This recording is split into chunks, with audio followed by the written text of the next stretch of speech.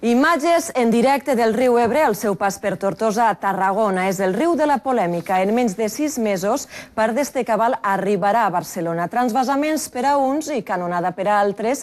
Compta amb l'oposició total i absoluta d'ecologistes, regants i llauradors del Delta. L'acord entre el president de la Generalitat de Catalunya i la nova ministra de Medi Ambient ha reobert la guerra de l'aigua.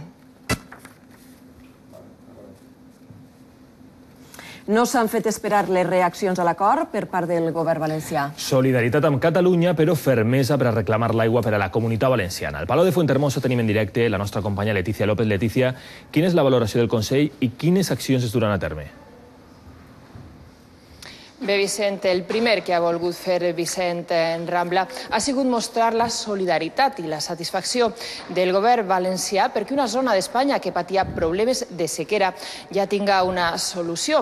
Però també ha volgut deixar molt clar que este transvasament suposa un engany als espanyols i també un despreci a les comunitats que, com la valenciana, són un model d'utilització d'aigua. Com a exemple, ha posat que l'aigua que reutilitza la Comunitat Valenciana triplica la que reutilitza Catalunya o que, per exemple, la que destinem al reg per degoteig quintuplica la que destinen els catalans. Per això, davant de tot això, el govern valencià va posar en marxa totes les iniciatives socials i legals que tinguin que posar en marxa tant en les Corts Valencianes com en les Corts Generals. Però tot i això, Vicent Rambla també ha volgut oferir una mà estesa al govern de José Luis Rodríguez Zapatero per a que es posi fi a este despreci. Una solució que ha dit podia arribar si, com vol el govern de Francesc Camps, finalment es reunissen la ministra i el conseller de Medi Ambient.